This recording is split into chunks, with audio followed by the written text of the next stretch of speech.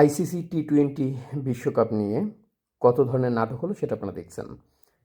প্রচণ্ড নিরাপত্তা শঙ্কা। বাংলাদেশের ক্রিকেটাররা গেলে সেখানে তাদেরকে মেরে ফেলা হবে, এই রকম বিশাল বিশাল কাহিনী করে পাকিস্তানের পরামর্শে বাংলাদেশ সরকার বিশ্বকাপ থেকে বাংলাদেশকে বাতিল করাইল।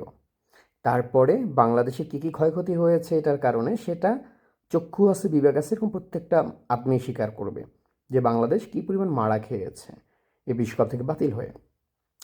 কিন্তু বিষয় সেটা না, বিষয় হচ্ছে গিয়ে আগামী 7ই ফেব্রুয়ারি ভারতে শুরু হচ্ছে গিয়ে আপনার এশিয়ান শুটিং চ্যাম্পিয়নশিপ।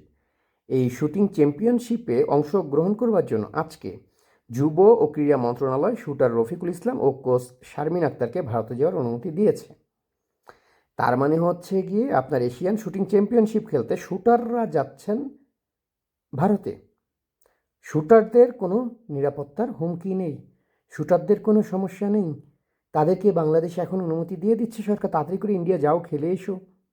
কিন্তু ক্রিকেটারকে যেতে দেয়নি। কেন দেয়নি? মানে তারা চাইছিল পাকিস্তানের সঙ্গে মিলে একটা ভারত বিরোধী বিশাল কিছু একটা ঘটিয়ে ফেলবে, কিন্তু ঘটাতে ঘটাতে হাতে ঘটি ধরে দিয়েছে। হ্যাঁ, আইসিসি। তো এখন বর্তমানে দেখতেছে যে এখন যদি ক্রিকেট থেকে তো মানে ভবিষ্যৎ মারা খেয়ে গেছে, যদি শুটিং থেকেও মারা খায় তো অনেক ধরনের সমালোচনা করতেছে, কিন্তু আমার মনে হচ্ছে এটা ঠিক আছে, কারণ শুটারের হাতে বন্দুক থাকে। সে বন্দুক নিয়ে যাচ্ছে, অতএব তার উপরে যদি ভারতের ধরেন মোদি যদি তার দিকে আঙ্গুল তুলেও তাকায়, ঠুসু করে একটা গুলি করে দেবে। অতএব বাংলাদেশ সরকার এবার কিন্তু অস্ত্রসহ পাঠাচ্ছে শুটিংয়ের জন্য। এখন আর কোনো নিরাপত্তার শঙ্কা নেই, তখন নিরাপত্তার শঙ্কা ছিল, কারণ ভারতের যে একজন যে সঙ্গীত শিল্পী আছে রোদ্দুর রায় ঘোষণা দিয়েছিল যে অপারেশন সিন্দুর সফল হয়েছে, এরপরে আমাদের টার্গেট অপারেশন ইন্দুর। তো এই রোদ্দুর রায় যে হুমকি দিয়েছে অপারেশন ইন্দুরের, সেটা শুনে আসলে বাংলাদেশ সরকার মনে করেছে যে তাদেরকে ইন্দুর বলা হচ্ছে। যেই ভয়ে আসলে তারা যায় নাই।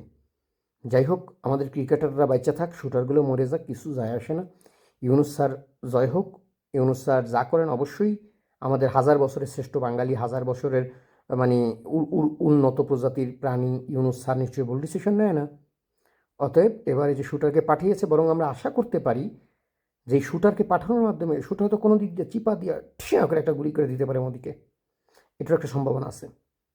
অতএব এই যে শুটারকে পাঠিয়েছে এটা পুরোপুরি রাইট ডিসিশন। এবং এই শুটার গিয়ে ওই দিক দিয়ে কোনো দিক দিয়ে দেখবেন আপনি রবিউল ইসলাম, যেহেতু বন্দুক নিয়ে যাচ্ছে সে, তো এশিয়ান শুটিং চ্যাম্পিয়নশিপ চলাকালীন সময় কোনো একটা জায়গায় দিয়ে দেখবেন অবশ্যই আমাদের এই বীর বাঙালি রবিউল ইসলামকে ঠুস করে গুলি করে সেভেন সিস্টারের যে জয়েন্টটা আছে ভেঙে ফেলবে, সেভেন সিস্টার আলাদা করে ফেলবে। অতএব এটা মূলত বাংলাদেশে ইউনুস সরকারের পরাজয় না, এটা হচ্ছে তার কৌশল। এখন আপনার দিন গুনতে শুরু করেন, মোদির দিন শেষ। মানে রবিউল ইসলাম এবং হচ্ছে গিয়ে যে শারমিন আক্তার আবার কোচকেও সঙ্গে পাঠিয়ে দিয়েছে, গুল্লিটা এমনে করবা, এই অ্যাঙ্গেল থেকে এমনে পাতাইলে মারবা, শিখাই দেবে। অতএব আমরা আশা করতে পারি খুব শীঘ্রই রবিউল ইসলামের হাত দিয়ে আমরা সেভেন সিস্টার ভেঙে ফেলবো। ইউনুস স্যার নির্বাচনের আগেই সেভেন সিস্টারের একটা দফা রফা করে ফেলবেন। হ্যাঁ, তবে বাংলাদেশ ক্রিকেট মুর্দাবাদ, শুটিং ফেডারেশন জিন্দাবাদ, রবিউল ইসলাম জিন্দাবাদ, ইউনুস স্যার জিন্দাবাদ।